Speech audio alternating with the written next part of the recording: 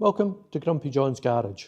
Today, on this cold, wet, horrible day, I've got clips and I've got junction blocks sitting on this table, grommets, and I've got nuts and bolts. I'm going to go through that because this is the first part of doing the wiring loom on the body. I'm going to show you the bulkhead and explain the different holes and roughly where the clips go. So what we have here, we've got the two junction blocks. They are held on with domed flathead bolts, nut and a spring washer and a washer. But on my car it's got captive nuts, so I don't only need the bolt and the spring washer. So you've got one, this is for the charging system, goes in the bulkhead. This one goes in the inner wing for the headlights, and this is the main junction blocks that goes on the driver's side bulkhead, and that's my old one. As you can see, it's not very good condition. Next we've got grommets. I've only got 3 left here because I've fitted them already. This one here, I think this has got to do something to do with the ignition system. I'm not too sure. Then we've got 8 grommets like that. 6 are fitted on various parts of the bulkhead. One goes in where the trailer wire comes through into the toolbox. I'm not too sure where the other one goes, but we'll figure it out. Clips. There are 6 different clips. Clip pack I got are from MB Spares, and I also bought the fuel line clip set as well from them. The wiring clip identification chart. As you can see, each one's got a letter, and it tells you how many you need. If you pick it up, you can see that it's got a letter on it. That's got an I, there's an L. So each clip goes in a different place, and it's held on with a domed flathead bolt, a spring washer and a nut. What I'll do now, I'll take you over to the bulkhead and I'll show you the bulkhead. As I spoke in one of my previous videos about the fuel filter, this is where it goes here. As you see, it's got a captive nut there, and I'm leaving that one just in case I put the M48 gun mount on. Now this thing here with a nut on it is that. It's basically a nut in a cage. It's called a clinch nut. Now that goes from the inside outward, and then this little bit at the top here, this crown, that gets folded over just like that, and it sandwiches the sheet metal in between the cage and this crown. It becomes a captive nut. We'll go along. This is the fuel filter here, these 2 bolts. This 3 here are for the right hand air filter bracket. That's a bolt for either the fuel pipe, because I would think the fuel pipe comes down like that, so that's possibly the fuel pipe. Then you've got odd holes like this.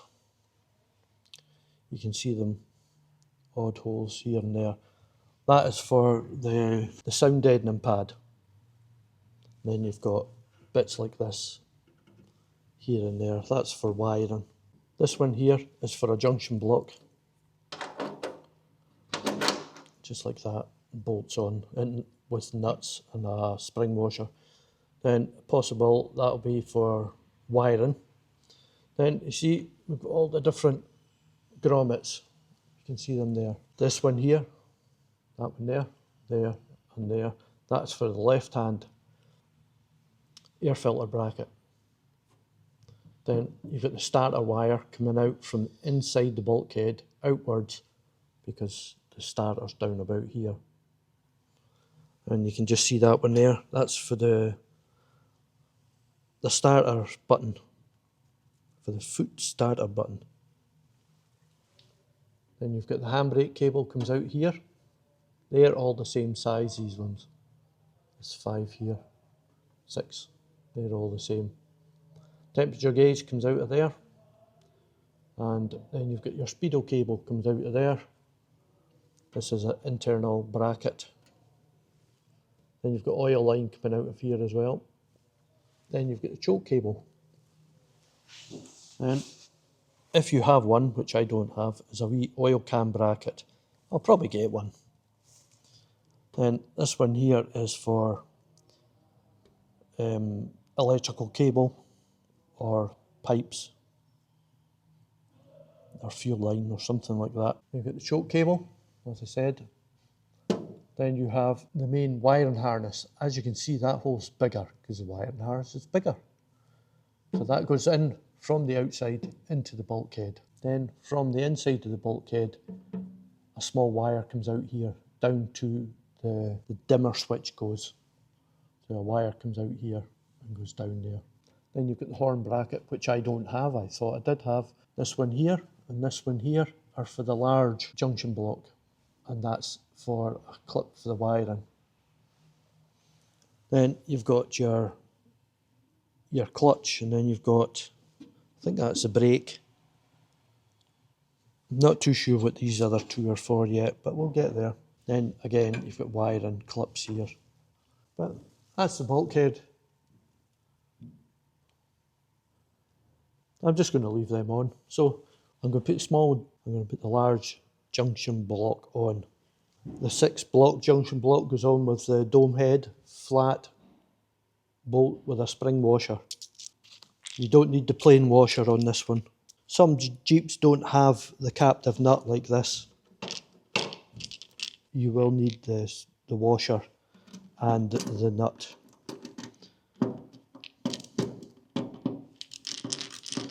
Then it's accessible underneath the dash.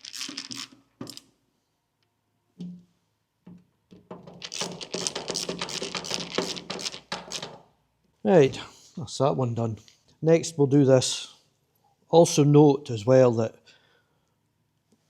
these nuts and bolts that hold these junction blocks on, they're not earthed.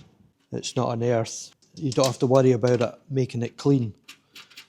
It's just for holding them on.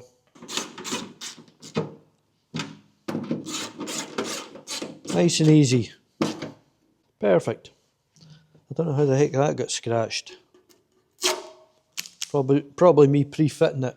All I'm doing with this is just putting it on for show, so it looks good.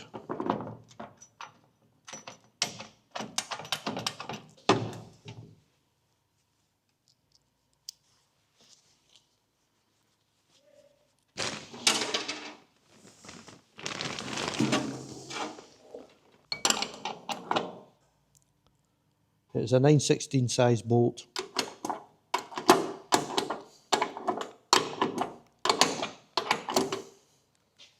And I think that'll do it. If you haven't seen the video of me opening this and showing you all the different connections that you get, just go back into my playlist and you'll find it. So you've got a wee sticker that goes on there. I'll do that later on. And I've got connections here. You've got 2 blanks that go on here. Then you've got the fuel pipes that go out there. I've got them. So again, that'll be another video doing that. As promised, just a short video to show you the clips and the grommets, the holes in the bulkhead, and just fitting the junction blocks and the fuel filter just so it looks good. Next step is to fit the wiring loom in part 2. I'll start with there. First thing they recommend to fit is the lights, because it's got so many different connections on it, as you can see there. As we're doing that, I'll show you. Every single part of my wiring is brand spanking new, except for the amp gauge and the fuel gauge. Maybe I have to get new ones, but we'll see when we're building it up. That's the old one. It didn't come with the car. I bought this on eBay years ago, absolutely years ago. I like the used look of the pull switch and the button compared to the newer look of this. So I'm going to fit this to the Jeep, and then I'm going to fit this block here and the pull button onto the new one so it looks old. What do you prefer? Do you prefer this one or do you prefer this one? So there's quite a lot to the wiring loom, although it's quite basic, but there's lots of different connections and stuff like that to join. Once your wiring goes inside the bulkhead, there's wires to connect. In the wiring loom, you've got all the different switches. You've got the blackout lights, and you've got panel lights, you've got the headlight switch, you've got the foot starter switch, you've got the main beam, dip beam button. Then you've got two circuit breakers like this on the bracket underneath the dash. Oh, and the ignition switch, forgot all about that. Later on, what I'm thinking of doing is, I'm thinking of fitting an ignition switch, so a key, but I don't want it on the dash. I'm going to put it in the glove box. Just a bit of security, that's all. Put the key in, switch the ignition on, then flip the ignition on the dash. Haven't worked it out, my brother's going to do that.